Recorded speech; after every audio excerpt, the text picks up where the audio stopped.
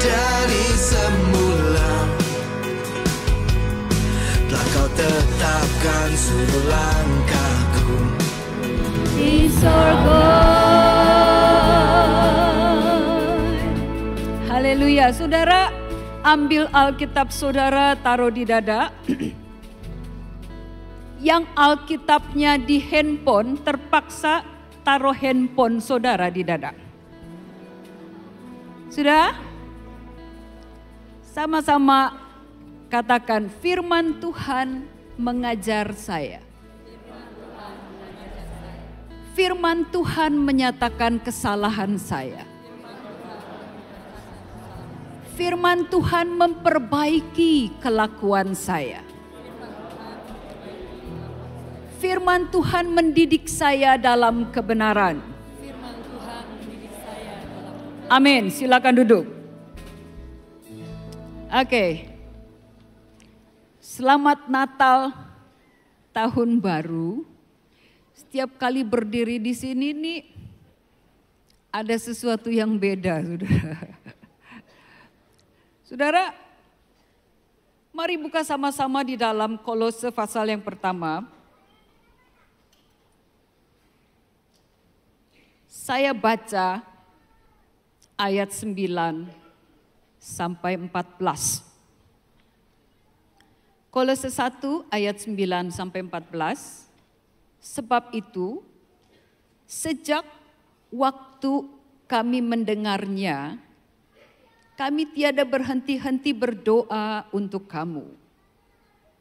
Kami meminta supaya kamu menerima segala hikmat dan pengertian yang benar untuk mengetahui kehendak Tuhan dengan sempurna.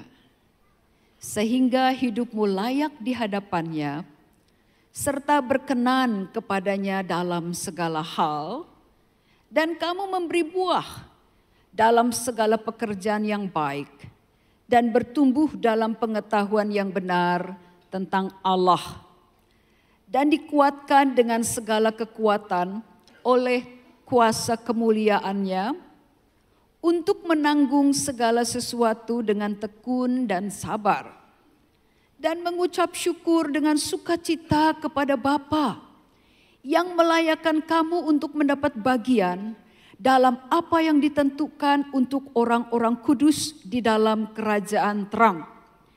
Ia telah melepaskan kita dari kuasa kegelapan dan memindahkan kita ke dalam kerajaan anaknya yang kekasih. Di dalam Dia kita memiliki penebusan kita, yaitu pengampunan dosa. Saudara, walaupun kita udah lama jadi Kristen, tapi jangan pernah melupakan keajaiban keselamatan. Pada waktu Allah datang dalam hidup saudara dan saya untuk menyelamatkan kita orang-orang berdosa, saudara. Nah, keajaiban itu karena seringkali kita ngomongin gitu ya. Yesus datang ke dunia untuk menyelamatkan orang berdosa, jadi seperti biasa gitu, saudara. Tapi ini adalah sebuah keajaiban keselamatan yang saudara dan saya nggak pernah boleh lupa bagaimana Allah menyelamatkan kita, saudara. Nah, James M. Boyce menulis demikian, saudara. Sebelum dosa masuk ke dalam dunia, Adam dan Hawa sebagai manusia pertama memiliki 3 privileges ya di dalam hubungan dengan Allah. Yang pertama, mereka ada di dalam persekutuan yang karib dengan Allah. Nah, saudara, apa yang lebih berharga daripada ini, saudara? Bisa kongko-kongko sama Tuhan, muka dengan muka tanpa halangan gitu, saudara. Ini paling mahal. Lalu mereka juga mengenal Allah dan kebenaran yang berasal dari Allah. Mereka punya kehidupan rohani. Tapi waktu mereka nggak taat sama Allah dan jatuh di dalam dosa, Mereka kehilangan semua kehormatan ini, saudara. Ya, bukannya bersekutu karib dengan Tuhan, mereka sekarang terpisah jauh dari Allah, sampai Allah tuh mesti cari gitu, saudara. Where are you? Belum pernah terjadi sebelumnya. Allah harus mencari Adam karena Adam bersembunyi. Dia takut, saudara. Lalu berikutnya, bukannya mengenal kebenaran, mereka jatuh di dalam kesesatan dan kesalahan. Dan yang berikutnya, mereka mulai mengenal kematian, saudara. Ya, privilege ini, mereka kehilangan semuanya, saudara, karena dosa. Nah, Kristus Yesus melalui kematiannya di kayu salib adalah jawaban bagi masalah manusia di 3 level ini, saudara. Darahnya memperdamaikan kita dengan Allah. Dan kita harus bersyukur karena hal itu kepada Tuhan. Kalau enggak, hari ini kita tetap terpisah jauh dari Allah, saudara. God forgives sin only because the death of Christ. Jika Allah mengampuni dosa saudara dan saya, itu adalah karena kematian Kristus. Bersyukur, saudara, untuk apa yang Yesus sudah lakukan di kayu salib. Ia telah melepaskan kita dari kuasa kegelapan dan memindahkan kita ke dalam kerajaan anaknya yang kekasih. Di dalam Dia kita memiliki penebusan kita, yaitu pengampunan dosa. Bilang amin, saudara. Kita punya pengampunan dosa karena darah Kristus. Nah, keselamatan tanpa karya Roh Kudus yang melahirkan kembali dan menguduskan adalah sesat, saudara.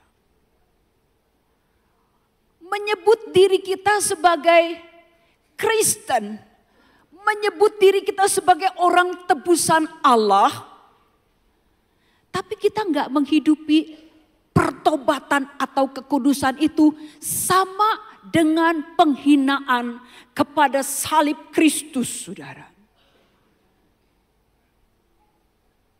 Jadi orang-orang tebusan Allah, jangan main-main dengan dosa. Karena dosa itu seharga darah Kristus. True repentance, pertobatan yang sejati, memiliki aspek ganda, saudara. Dia melihat ke belakang dengan mata yang berduka, jijik gitu, nyesal dengan dosa-dosa yang sudah dia lakukan.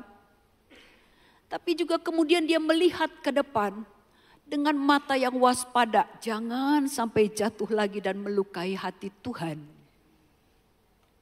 Saudara, di dalam kitab Kolose yang ayat-ayatnya tadi kita baca, Paulus sedang membahas sebenarnya mengenai kebebasan dari hukum Taurat, kebebasan dari filsafat manusia dan pengajaran sesat.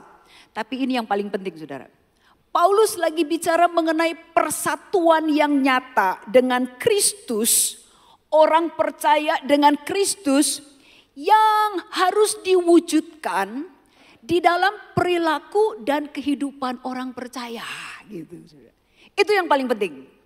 Jadi maksudnya gini, saudara, bahwa realitas bahwa Kristus hidup di dalam kita itu harus nampak di dalam perilaku kita, di dalam hubungan antar keluarga kita, atau di dalam disiplin rohani kita bahkan, saudara. Itu harus kelihatan jelas. Seorang bernama detektif Grant Smith, dia detektif Inggris, dia dihukum 3 tahun penjara, saudara. Setelah dia ngaku kepada kepolisian Scotland Yard bahwa dia telah menjebak, menaruh narkoba plus barang bukti lain di 4 orang, saudara. Secara acak. Terus nih orang ditangkap sama Grant Smith sendiri. Ya, itu dia lakukan untuk memuluskan promosi jabatan dia, saudara. Naik pangkat dengan cara kotor. Kalau di dalam ruangan ini ada aparat penegak hukum. Yang PNS tadi, jadi PNS yang benar ya. Kalau ada di antara kita sore ini, malam ini adalah aparat penegak hukum, lakukan yang benar, saudara. Saudara nggak perlu pusing soal mempromosikan diri sebab Allah sendiri akan promosikan saudara-saudara. Daud dulu juga bukan apa-apa, saudara. Dia nggak punya koneksi sama istana. Koneksi dia cuma kecapi Tuhan. Dari gembala domba diangkat jadi raja, saudara.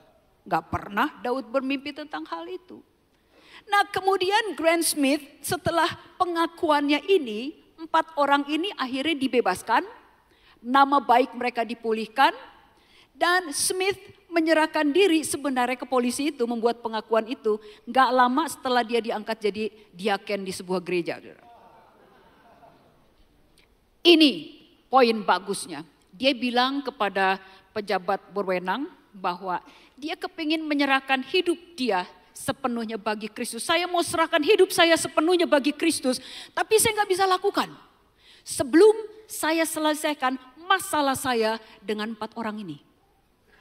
Itu yang namanya pertobatan sejati. Pindah dari gelap kepada terang.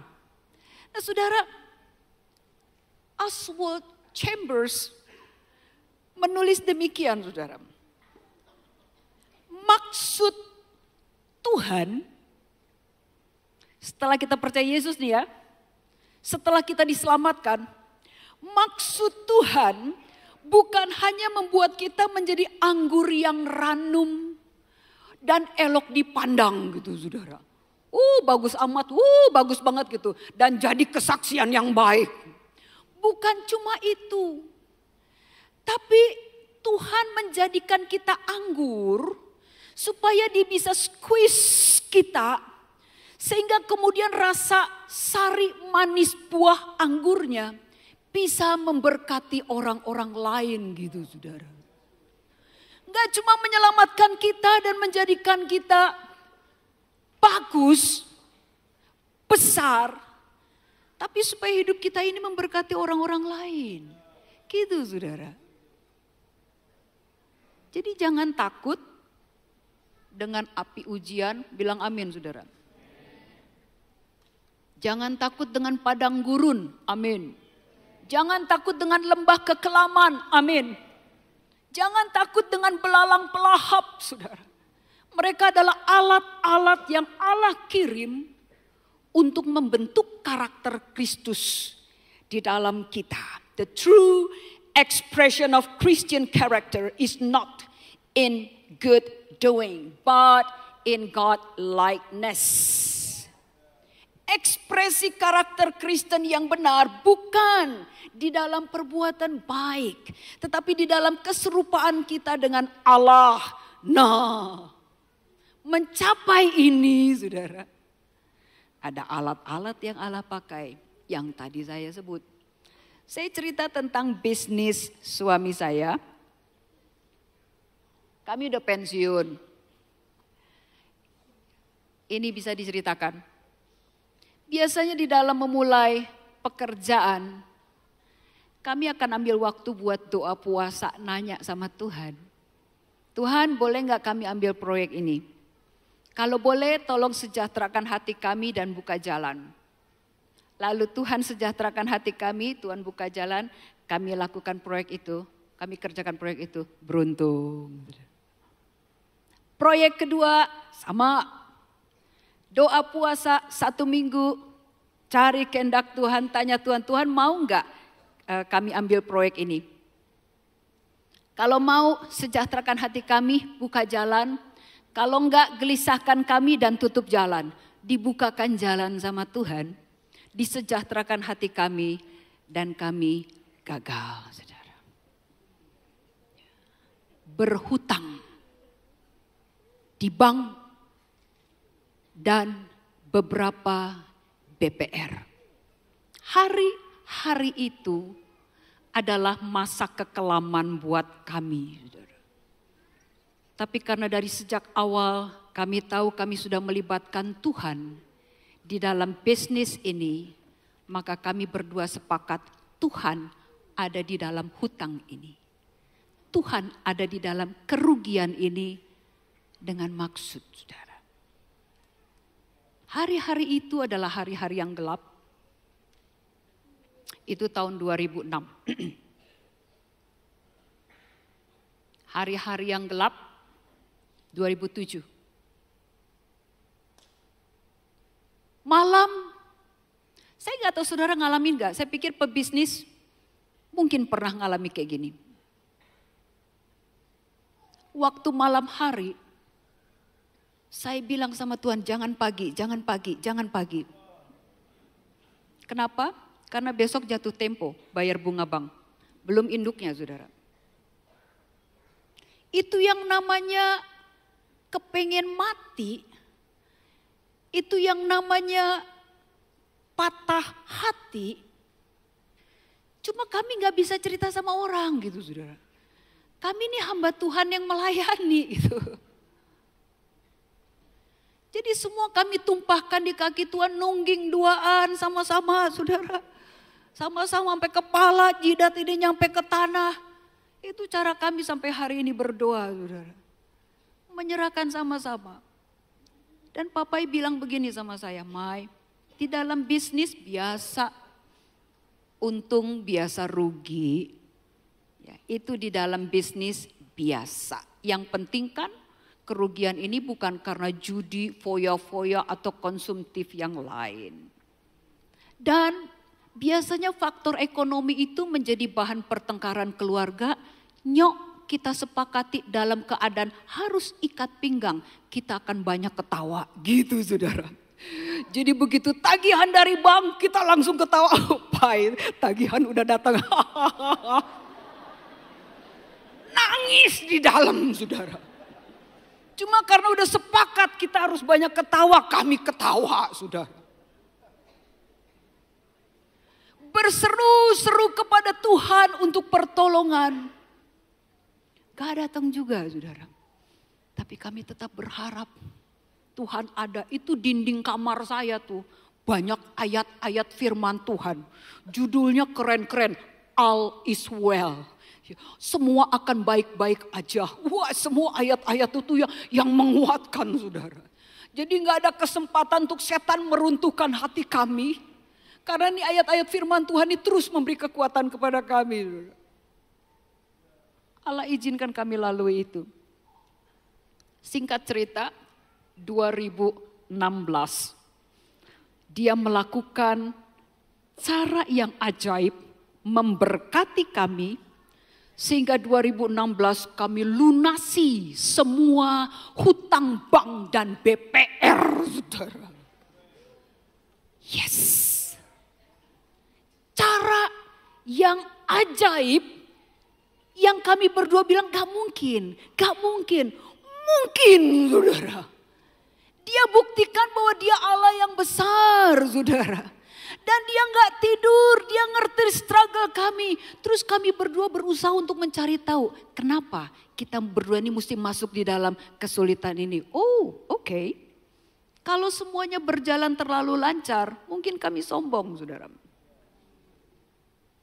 Dan yang pasti, memang Tuhan izinkan kami masuk di dalam kesulitan itu supaya kami paham apa artinya putus asa.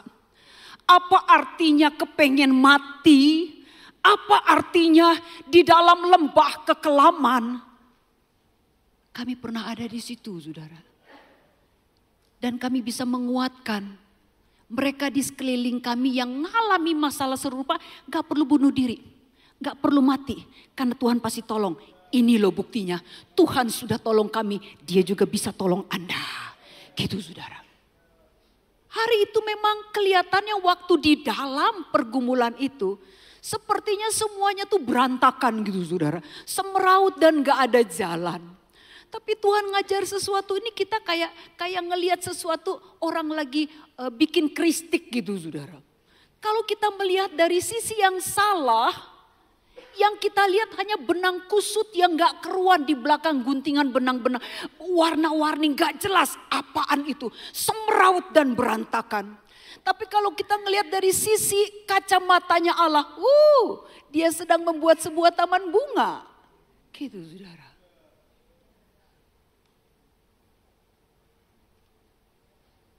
Betapa Allah luar biasa saudara. Nah, saya nggak tahu struggle apa yang saudara sedang lalui. Tapi di dalam ketidakmengertian kita, justru itu membuktikan bahwa Dia besar saudara. Evelyn Underhill mengatakan bila Tuhan itu cukup kecil untuk mudah dipahami, berarti Dia tidak cukup besar untuk disembah, saudara. Justru karena kita nggak paham, ini jalannya kenapa begini. Hari ini kami berdoa bisa noleh ke belakang dan wah kok bisa ya Tuhan ya. Kok bisa ya kita lewatin ya. Kok bisa ya lewat juga. Loh kok bisa ya. Hari ini kita benar-benar bisa ketawa dengan lega saudara. Tapi hari itu kami cuma pegang janji Tuhan. Tuhan gak akan tinggalkan kami. Dalam keadaan seperti itu, tetap mengasihi Tuhan, tetap melayani Tuhan, tetap menjadi berkat Tuhan. Gak ada yang tahu pergumulan kami. Yes, tampang kayak begini, gak ada yang tahu gak punya duit saudara. Karena saya gak pernah kasih tahu sama orang, saya kagak punya duit. Cuma Tuhan yang tahu. Satu hal, hari itu waktu ada kebutuhan dan saya udah gak tahu jalan apa yang harus kami berdua lalui. Kami coba berdoa dan menyerahkan kebutuhan kami. Saya ke ATM. Di ATM saya masuk dana yang besar untuk bayar bunga hutang. Pas, lebih sedikit. Loh, kok bisa ada di BCA saya? Saya kontak beberapa orang termasuk Esther Elisa, saudara. Kamu masukin dana enggak ke bank saya? Enggak. Saya kontakin beberapa orang yang berpotensi masukin dana ke rekening saya. Dan mereka bilang enggak, kenapa? Gitu. Karena saya tanya sama BCA, ini dana masuk dari siapa? Waduh Bu, kita enggak bisa lacak, hari itu enggak kayak hari ini saudara. Jadi menurut catatan si bank, saya ke bank mencari tahu siapa yang masukin itu dana. Jadi menurut catatan bank, ada orang yang nyetor tunai ke rekening saya. Enggak meninggalkan identitas apapun saudara. Dan saya bilang sama suami saya, malaikat Tuhan.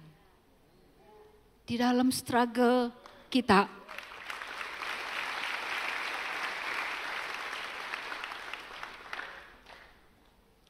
ada mana yang Allah kirim.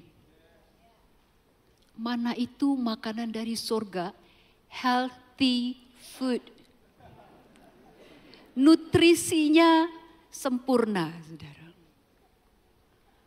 Ada burung gagak yang doyan makan daging, dikirim Tuhan ngasih daging ke kami. Dia sediakan, dia provide segala sesuatu yang kami butuhkan. Jadi kita bisa mempercayai Dia sesuai Yesaya 25 ayat 1. Mari baca sama-sama ayat ini 2-3. Dengan kesetiaan yang teguh engkau telah melaksanakan rancanganmu yang ajaib yang telah ada sejak dahulu kala. Ini yang disebut sebagai the eternal plan of God for us, each one of us. Beda, saudara. Tapi ada rencana kekal Allah untuk masing-masing kita, dan Dia akan kerjakan itu buat kita, saudara. Asal kita ada di jalurnya Tuhan. Jadi mudah Tuhan mengerjakannya gitu. Walaupun sulit, gak ngerti ya. Mungkin saudara sedang ada di padang gurun hari ini, tapi tetap aja mempercayai kebenaran dari janji Allah ini. Percayai hikmatnya, percayai kasihnya, percayai kebijaksanaannya mengatur segala sesuatu, saudara. Jangan goyah. Charles Spurgeon mengatakan demikian, pada waktu Anda tidak dapat melihat tangan Allah, Anda dapat mempercayai hatinya. Amin, saudara. Gak bisa ngelihat jalan Tuhan, tapi tetap percaya aja sama kasih Tuhan. Dia gak akan mencelakakan saudara. Di dalam rancangan kekal Allah tidak ada rancangan kecelakaan, saudara. Rancangan kecelakaan itu bukan dari Allah, itu dari iblis. Rancangan Dia buat kita, masing-masing kita adalah rancangan damai sejahtera yang memberikan kepada kita hari depan yang penuh harapan. Itu, saudara. Jadi percayai aja kasihnya, percayai aja kebenaran rencananya tuh seperti ini, saudara.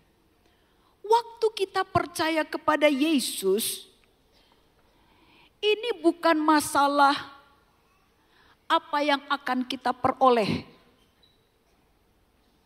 Tapi yang paling penting, apa yang Allah bisa curahkan melalui kita. Gitu, saudara.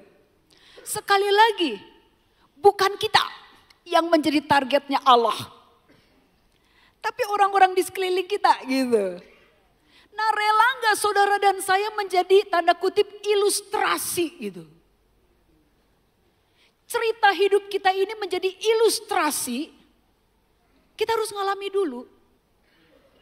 Tuhan dipermuliakan, dan ini memberkati kehidupan banyak orang gitu, saudara. Jadi kerohanian kita ini gak diukur seperti halnya orang dunia mengukur. Saleh gitu, saudara. Pelayanan di sana sini, enggak, saudara. Kerohanian kita ini diukur dari seberapa banyak Allah bisa mencurahkan segala sesuatu melalui kita. Pengajaran Tuhan keren, saudara. Sama-sama bilang anti-self-realization. Wah, saudara. Sama-sama bilang anti-self-realization. Ini bahasa kerennya gini, saudara, anti mikirin diri sendiri. Pengajaran Yesus selalu demikian, anti mikirin diri sendiri. Bukan apa yang saya dapat, bukan. Tapi apa yang Allah mau pakai saya memberkati orang lain. Apa yang Allah mau mencurahkan melalui saya. Gitu, saudara. Go to the end of yourself where you can do nothing, but where God does everything. Itu dia. Dan kita gak bisa ngukur itu, saudara. Gak bisa mengukur bahwa kita ini saleh. Gak bisa mengukur bahwa kita ini benar, gak bisa. Ya, benar, saudara. Karena biasanya orang kudus gak akan tahu bahwa dia kudus. Orang kudus gak pernah menyadari bahwa dia tuh kudus. Yang dia sadari cuma kehidupannya tuh amat sangat bergantung kepada Allah. Itu aja, saudara.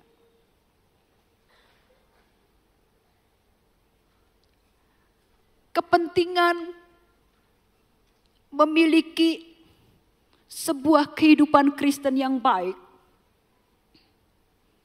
itu bukan karena label ini, saudara. Sekali lagi, kita gak sadar bahwa kita orang kudus.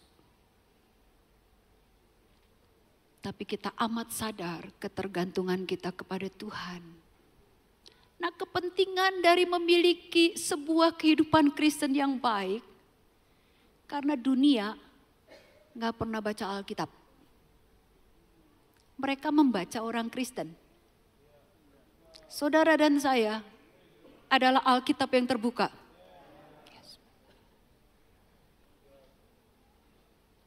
Mau gak hidup selaras dengan kebenaran firman Tuhan?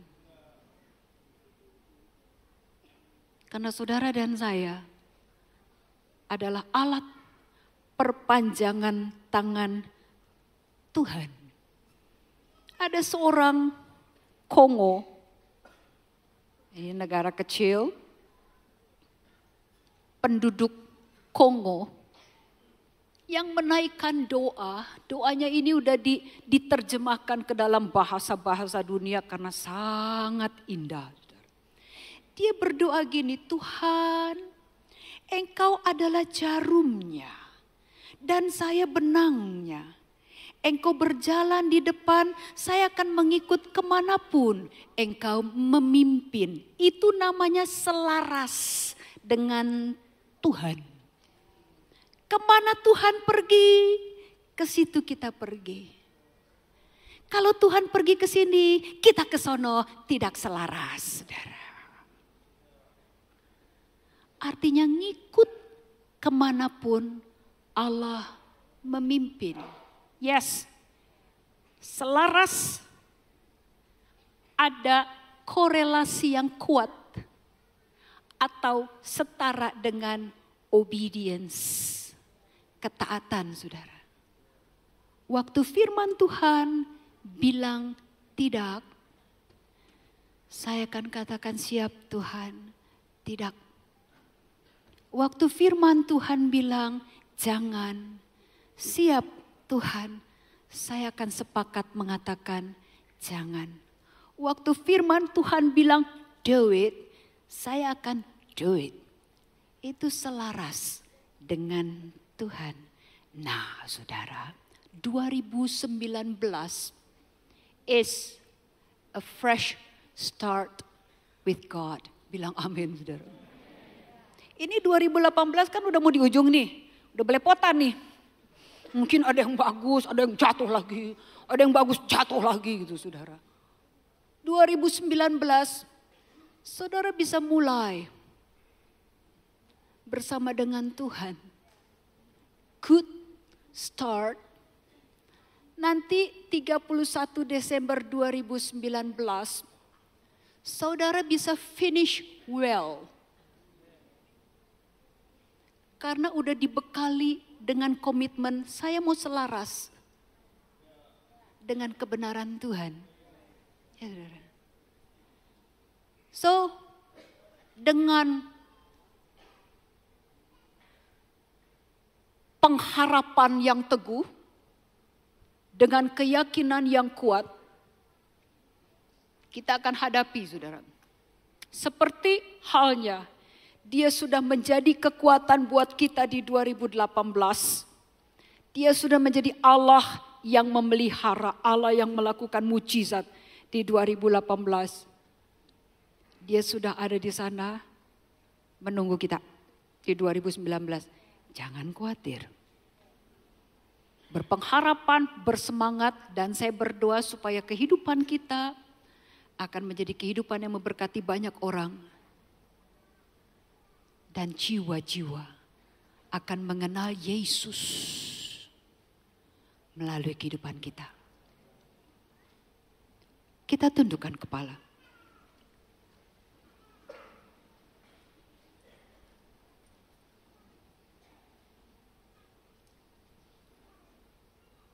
Apakah ada di tempat ini malam ini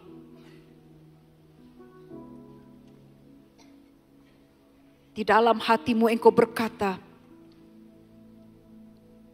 kehidupanku masih berantakan dengan Tuhan. Engkau adalah Adam yang Allah cari. Where are you? Where are you?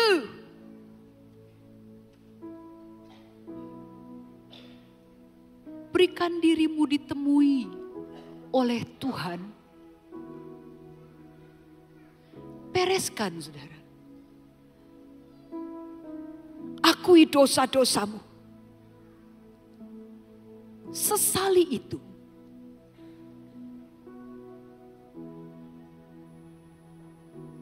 Katakan kepada Yesus, tolong aku Tuhan. Dia akan mengampuni dosa-dosa saudara karena dia terlalu sayang sama saudara. Dia terlalu sayang sama saudara. Gak mungkin dia abaikan saudara. Dia terlalu sayang saudara. Dan dia mau malam ini engkau dibebaskan saudara. Mengalami kemerdekaan dari dosa. Mengalami perpindahan yang jelas dari kegelapan menuju terangnya yang ajaib. Dia ingin memberkati hidup saudara dan saya. Dia ingin menolong kita saudara. Dan malam ini saudara mau beresin hubungan saudara dengan Tuhan. Semua tundukkan kepala. Saudara boleh berdiri. Gak usah malu. Ini urusan saudara dengan Tuhan. Beresin sama Tuhan. Karena saudara gak mampu, kita gak mampu saudara. Dan untuk itulah Yesus datang. Dia yang mengampuni dosa-dosamu. Dia yang akan melepaskan saudara dari ikatan dosa. Hanya dia yang mampu melakukannya. Haleluya. Haleluya. Kurashitara landiri di bakashikata karala korea. Hikatara la pirata shindara landiri di bakashikuri di bakashikorea. Darah Yesus. Darah Yesus. Saudara yang sudah berdiri, mari ikut doa saya. Tuhan Yesus, saya mengaku saya orang berdosa yang seharusnya selayaknya masuk neraka. Kasihani saya Tuhan. Ampuni saya Tuhan. Basuh saya dengan darah-Mu yang tercurah di salib. Bersihkan saya. Masuk ke dalam hati saya. Menjadi Tuhan dan Juru Selamat saya. Pegang tangan saya kuat-kuat. Mulai hari ini. Tolong saya bertumbuh di dalam Tuhan. Pakai saya menjadi kesaksian yang baik. Supaya Yesus dimuliakan. Terima kasih Tuhan Yesus. Terima kasih karena Engkau mengasihi saya tanpa syarat. Terima kasih Tuhan Yesus. Saya percaya semua dosa-dosa saya sudah Engkau ampuni. Terima kasih malam ini saya mendapat kehidupan yang kekal di surga. Tuhan Yesus, pakai hidup saya menjadi kesaksian baik. Engkau dipermuliakan. Demi nama Tuhan Yesus Kristus Juru Selamat. Haleluya. Mari kita berdiri bersama-sama. Engkaulah